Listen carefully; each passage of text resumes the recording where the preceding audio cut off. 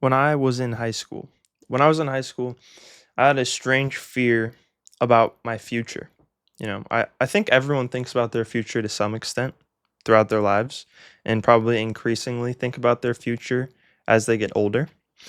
But I spent sort of a strange amount of time thinking about my future in high school because I wasn't very happy with my present. I didn't really have a great social circle and I didn't have access to a lot of the opportunities I really wanted to have. I wanted to play music at a higher level. I wanted to perform at the graduation as part of the graduation band that was playing there, but I wasn't good enough to do that. I wanted to go to this big campfire at the beach with a bunch of other musicians that I knew from my high school. Wasn't invited to that. I was missing out on a lot of opportunities, and I had this mindset, okay, look, my current state, I haven't reached enough potential to have access to these opportunities, socially, but also economically, because when I'm older, if I have more money, that means I'll have more time. If I have more time when I'm older, I can go do these things. So right now, while I don't have access to these opportunities, I'm just going to use my time, try to convert it to money so that in the future I can have those opportunities. That was sort of my mindset. The problem is when you're trying to save for the future, you will quickly discover how difficult it is to transfer value across time. This is something that Michael Saylor talks about. He talks about how fiat currencies have the benefit of being very saleable across space. They don't weigh anything, they can be stored on computers, they're not backed by anything. So they're saleable across space. That means it doesn't cost very much to transport them across space. The problem is that they are not very saleable across time. It costs a tremendous amount of purchasing power most times to transfer your wealth across time. And you can see this in inflation.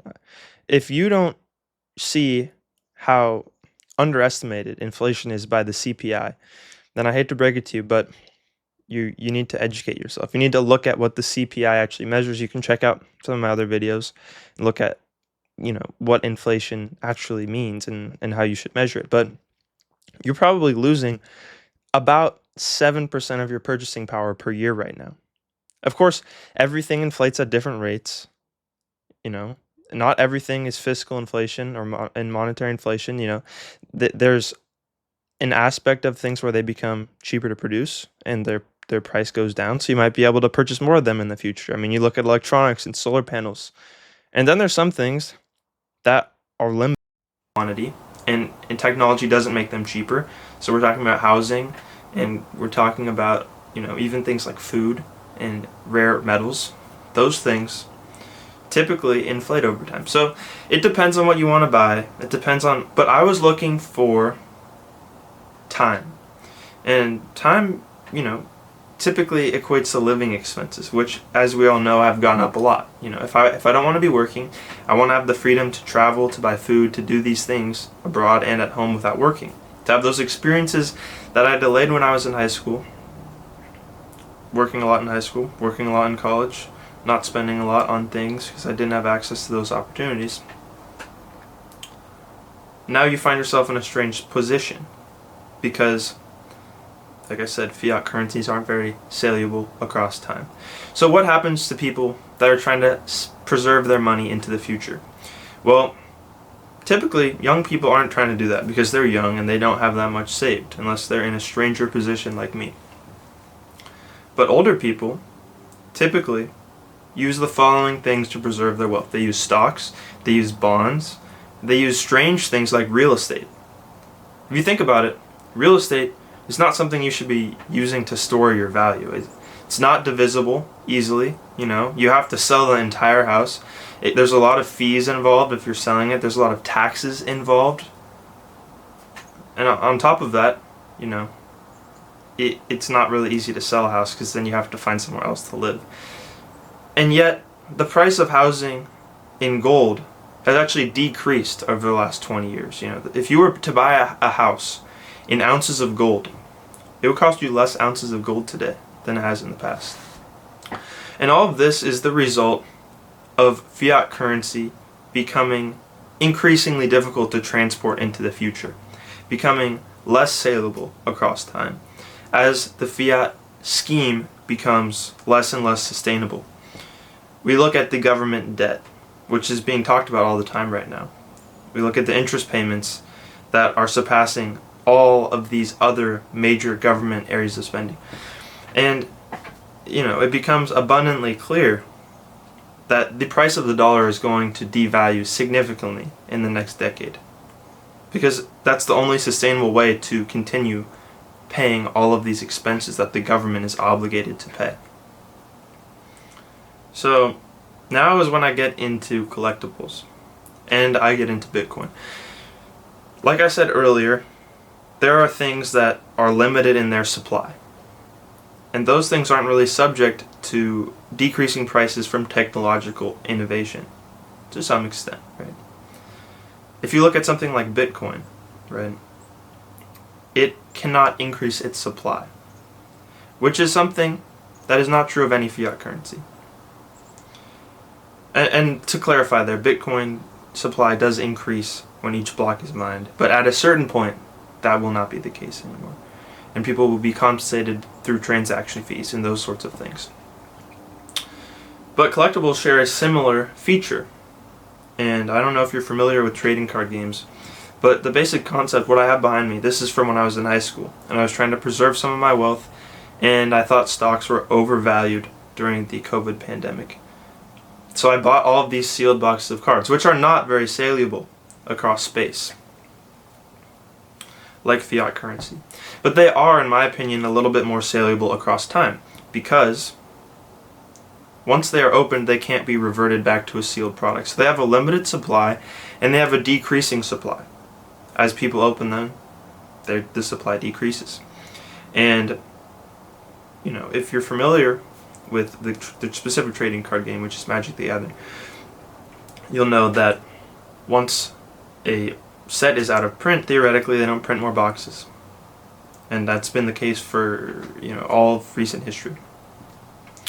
So that's why I bought these, and the problem with them is that they're not saleable across space. I had to drive them all the way up from California to here when I came back to Oregon from California, and then when I went on my Montana trip, I left them in Oregon, went to Montana. It required a lot of driving that I wouldn't have otherwise done. I would have just flown. So we look back at that, and you see how weird this situation is. People are trying to store their value in collectible card games. They're trying to store their value in houses. They're trying to store their value in gold, which, it has more of a practical purpose than something like Bitcoin. But at the same time, the practical purpose of gold is to store value. That is the practical purpose. No one is buying gold for this price for any other purpose at this point in time, in my opinion. Maybe in technology and things, but the main driving force is that it's a store of value. So we're buying all of these strange things that don't really have, a clear purpose. People are talking about how Bitcoin is a bubble because it has no intrinsic value and it's not being used to purchase things. They're saying it's a bubble because it hasn't fulfilled its stated purpose, which is to be used as a means of transaction. But I think that the stated purpose of Bitcoin was incorrect. I think that its main purpose is probably to store value and to be saleable across both time and space. And, those are very appealing aspects of it. Alongside the fact that it's not subject to government control. At this point, I'm just shilling for it. But I want to sort of show behind the scenes a little bit about my journey behind storing value. And I'm going to get into a couple other things in this video as well. It's going to be a longer form video. I haven't filmed a video in a while. But the other thing I want to talk about is how investing in stocks has transformed over time.